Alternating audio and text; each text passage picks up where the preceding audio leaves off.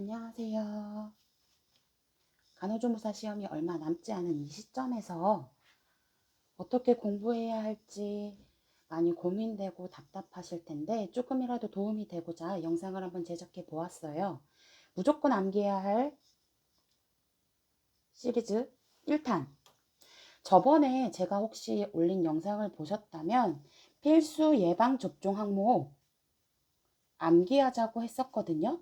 원래 이 필수 예방접종 항목은 법규가 주축이 되지만 이거와 관련해서 가지치기를 해서 중요한 부분을 쏙쏙 빼서 암기를 할 수 있단 말이에요. 자, 한번 보도록 할게요.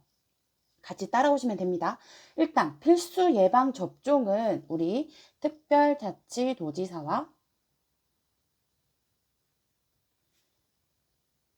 시군구청장 님이 관여가 되어 있고 항목들이 외워야 될 게 책에서는 단순하게 서술형으로 나오지만 일단은 1급, 2급, 3급, 4급으로 나누어서 외우면 정말 쉽단 말이에요. 그래서 제가 무슨 얘기를 했었냐면 되게 더운 여름날 양치기 소년이 얘기한다고 했어요.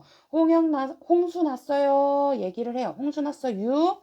저 결백해요. 사람들이 믿지를 않으니까 침을 뱉어요. 픽픽픽 뱉고 알파벳 A도 모르고 B도 모르고 큰 B자도 모르는 그 순수한 소년이 있었죠. 소문은 일파만파 퍼졌어요. 그치만 인사성은 좋았다고 이렇게 암기를 하자고 외웠었죠. 우리 1급부터 4급까지. 자, 그러면은 일단 볼게요. D는 디프테리아, 홍역, 수두, 유행성 이하선염, 그리고 결핵, 백일해, 폐렴구균, 폴리오, 풍진, A형 간염, 그 다음에 B형 헤모필루스 인플루엔자, 뇌수막염이라고도 했죠. 자, 그 다음에 B형 간염 나와야죠. A형 간염 나왔으니까 B형 간염 상급에서 나와줍니다. 일본 내염 나오고 파상풍이 나와요. 인사 잘합니다. 인플루엔자, 사람 유두종 바이러스.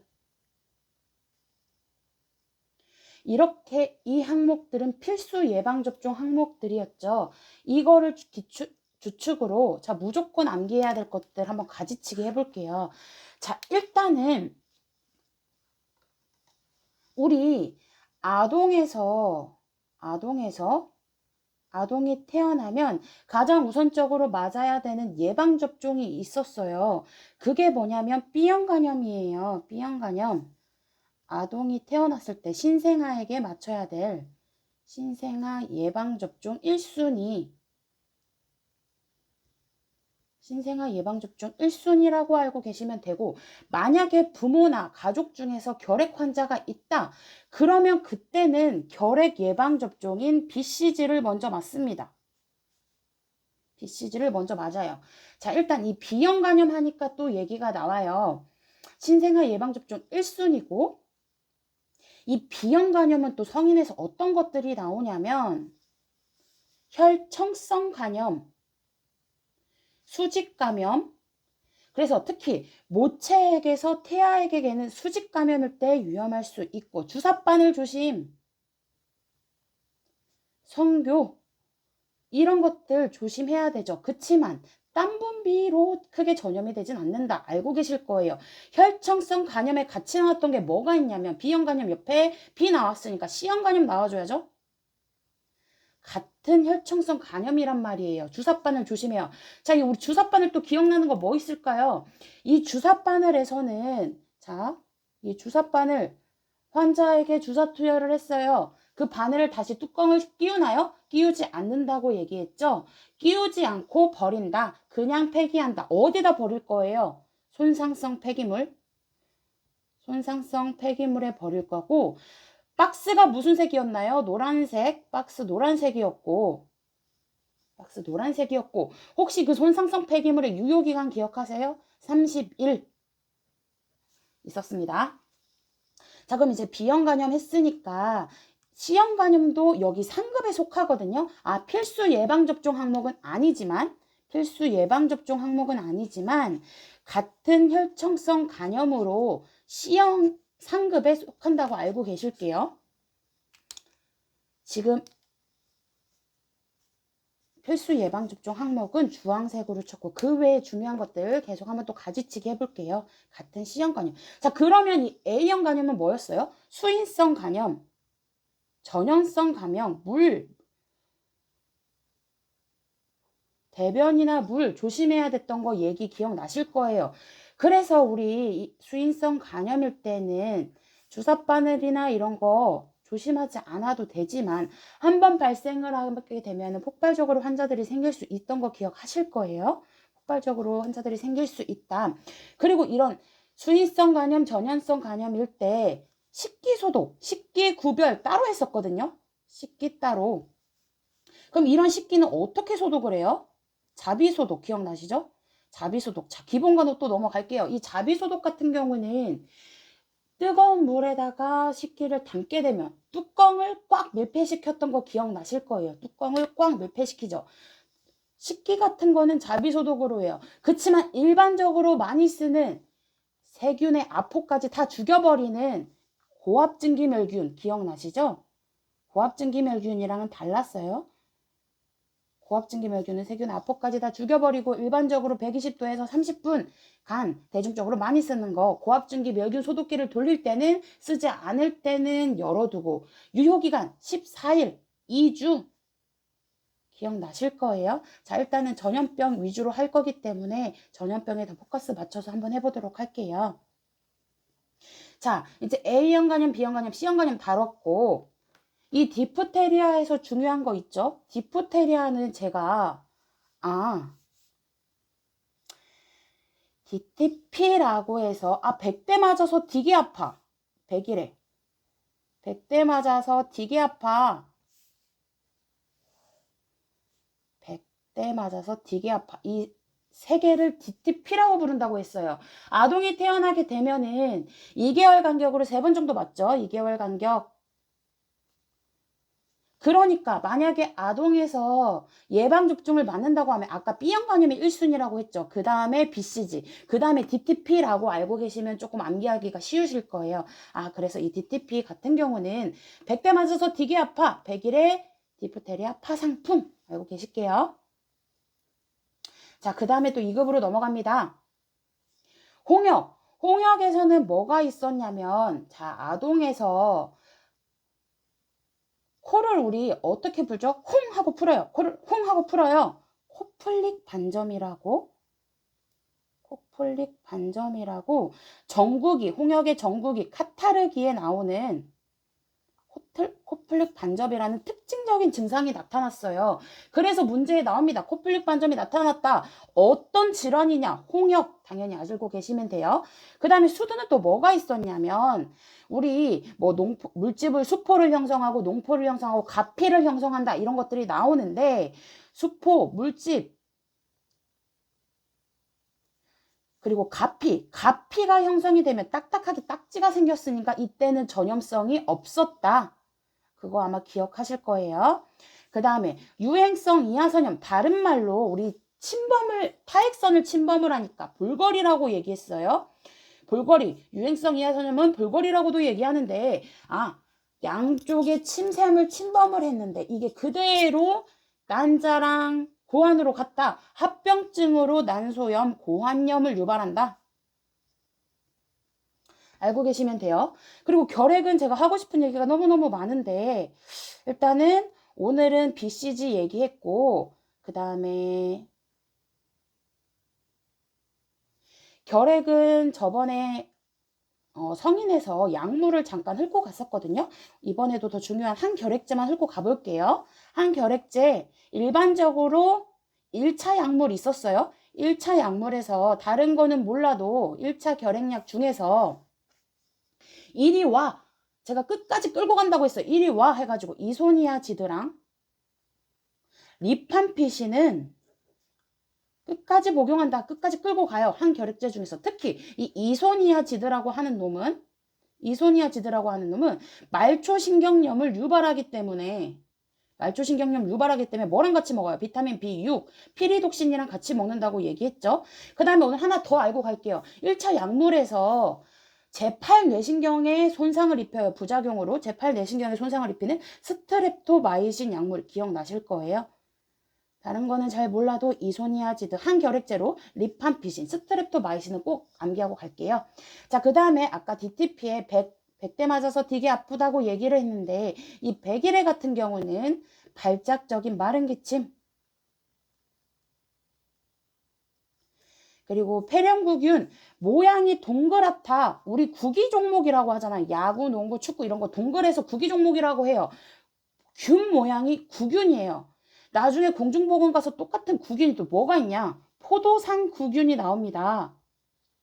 그럼 자, 일단 간균이라고 해서 막대 모양이 나오거든요. 막대 모양의 간균.